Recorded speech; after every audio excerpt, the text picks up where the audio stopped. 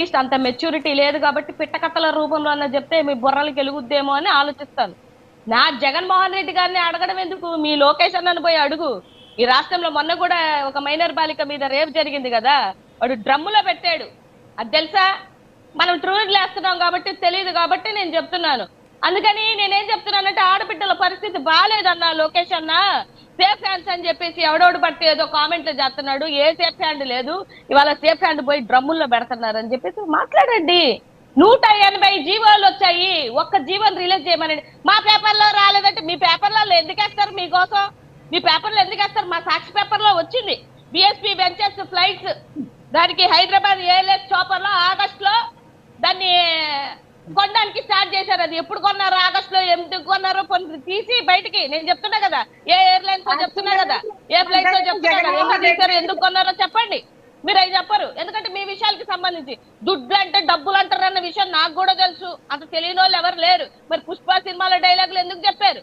ఇప్పుడు జగన్మోహన్ రెడ్డి గారు డైలాగ్ చెప్పలేదు, ఎవరో పక్కన ఉన్నటువంటి విలేకరు అడిగితే అదేంటి అదేదో సినిమాలో డైలాగ్ కదయ్యా అని అన్నాడు. దానికి మీరు రప్ప రప్ప వేసేసుకొని ఎవడో ఒక ఫ్లెక్సీ వేసుకొని, ఆడు కూడా మీ టీడీపీ వాడే, మీ టీడీపీకి సంబంధించిన వాడే, పాపం రప్ప రప్పకి ఎంత ఊనికిపోయారో. దాని మీద 6 నెలలు సంవత్సరం పాటుగా డిబేట్లు పెట్టుకొని ఉన్నోళ్ళు మీరు.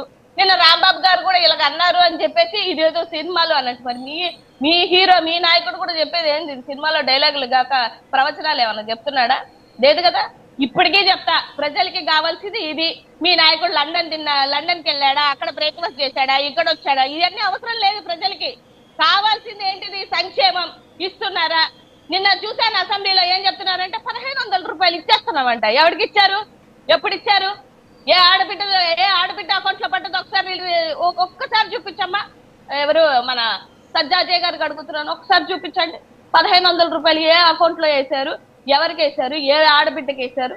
నిరుద్యోగ భృతి 3000 రూపాయలు ఏ అకౌంట్ లో వేశారు, ఏ నిరుద్యోగుడికి వేశారు? ఒకసారి చూపించండి.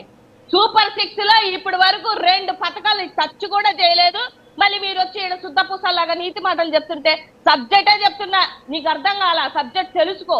నేను చదువుకున్న వ్యక్తినే, ఐఎమ్ వెల్ ఎడ్యుకేటెడ్. నువ్వు ఎడ్యుకేటెడ్ అయితే ఉన్నటువంటి 2 పథకాలు ఇప్పటి వరకు ఇచ్చారా? అట్లీస్ట్ అసెంబ్లీలో మీరు బడ్జెట్ లో పెట్టినప్పుడు పెట్టారా?